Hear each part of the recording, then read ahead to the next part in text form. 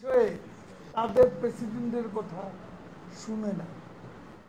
Netanyahu openly বলেছে বাইডেনের সাথে আমাদের আগেও পার্থক্য ছিল। কাজে বাইডেন কি বলল, আমাদের কাজ আমরা করব, প্রয়োজনে উইল ফাইট অ্যালোন, আমরা একা যুদ্ধ করব। কিন্তু রাফা আক্রমণে বাইডেনের নির্দেশ তারা চরমভাবে উপেক্ষা করেছে। তো এখন আমরা যারা জনগণের ভোটে নির্বাচিত সরকার, আমরা কাকে ভয় পাব? পররাষ্ট্র সহকারী পররাষ্ট্র তিনি আসছেন, তাদের কোন উদ্দেশ্য আছে আমরা জানি না। কিন্তু আমরা এটা বলতে চাই যে কেউ আমাদের দেশে এসে এখানে বিএনপিকে আবারও মদত দেবে, চাঙ্গা করবে, সেই পরিস্থিতি বোধ এখন বিশ্ব রাজনীতিতে মোটেই নেই। এবং যারা এ দাপটটা দেখাবে, তাদের দাপট দেখানোর ক্ষমতাটা মধ্যপ্রাচ্যেই সংকুচিত হয়ে গেছে। এখানে বিস্তৃত হবে এমন মনে করার কোনো কারণ।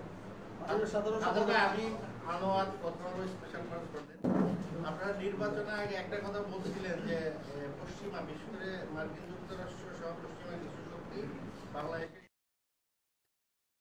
চেষ্টা করছে, তারা হস্তক্ষেপ করার চেষ্টা করে এবং তারা নানান ধরনের ষড়যন্ত্র। আপনারা কি এই অবস্থাটা মনে করেন যে শেষ হয়ে গেছে, পরিবর্তন হয়ে গেছে বা বাদ গেছে, মানে আপনারা স্বাভাবিক অবস্থায় ফিরে আসছেন, না ওই মানে চেষ্টা অব্যাহত আছে? সেটা যখন নির্বাচনের পর প্রেসিডেন্ট বাইডেন যে চিঠি আমাদের প্রধানমন্ত্রীকে দিয়েছে, সেই চিঠিতে আমেরিকার যে দৃষ্টিভঙ্গি প্রতিফলিত হয়েছে, আমরাও এখানে বাস্তবে দেখব সেটার প্রতিফলন বাস্তবে কতটা, তার উপরেও নির্ভর করবে আমাদের প্রতিক্রিয়া। সাধারণ সম্পাদক, আমার একটা প্রশ্ন ছিল, ডেইলি আওয়ার টাইমের কাজ করি।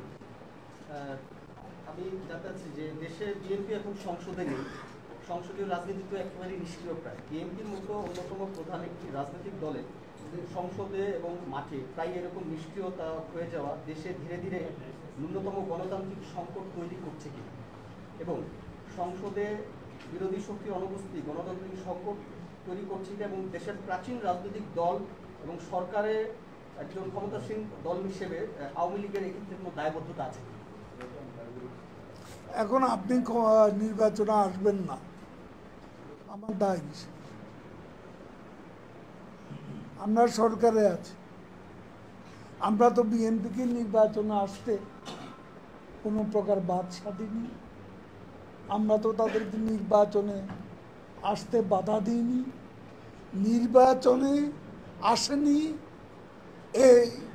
এর জন্য তারা যে গ্রেভ মিস্টেক করেছে সেটা মূল্য তাদেরকে দিতে হয়েছে, এবং আগামী দিনে আরও মাসুল গুনতে হবে, এতে আমাদের কোনো দায় নেই। আওয়ামী লীগের যে আদর্শিক জোট ছিল 14 দলীয় জোট, আমরা অনেকদিন ধরে দেখতেছি 14 দলীয় জোট নিষ্ক্রিয়, আপনাদের সেই জোট কি আছে নাকি? জোট আছে, জোটের সঙ্গে জোটের চেয়ারম্যান আমাদের নেত্রী প্রধানমন্ত্রী দেশরত্ন শেখ হাসিনা, তিনি নিজেই প্রেস কনফারেন্সে বলেছেন যে জোট আছে এবং জোটের সঙ্গে আমি যথাসময়ে বসব আলাপ আলোচনা। Thank you.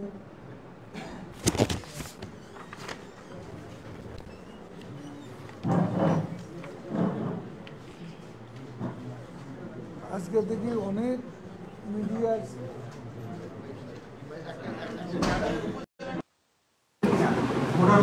আর গতকাল আপনাদের সভাপতি মণ্ডলীর সদস্য একজন বলেছেন যে বস্ত্র পাঠমন্ত্রী উনি বলেছেন সচিবালয় যে যারা মাঠের আন্দোলনে সংগ্রামে উঠে এসেছে তারা যদি মন্ত্রীর স্বজন হয় তাহলে তাদের কোনো নির্বাচনে বাধা নেই।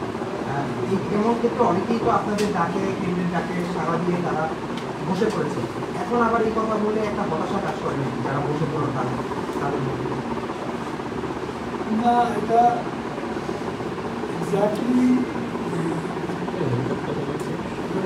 আমাদের প্রেসিডেন্ট তিনি এমন কোনো বক্তব্য দেননি যেটা নির্বাচনে অংশগ্রহণকারী স্বজনদের উৎসাহ এটা তার বক্তব্য ছিল বলে আমার মনে হয় না। উনি এসে ঘুরে বসে এই কথা এখন এখানে একজন লোক অনেক দিন ধরে আওয়ামী লীগের নেতৃত্বে আছে, তারাও তো ফ্যামিলি কোন একজন আওয়ামী লীগ স্বজন তিনি বহুদিন ধরে দলের নেতৃত্বে আছে, হঠাৎ করে সেই ডিভিশনে দাঁড়াচ্ছেন এমন তো বিষয়, এমন বিষয় হলে সেটা ভিন্নভাবে নিয়ে যায়।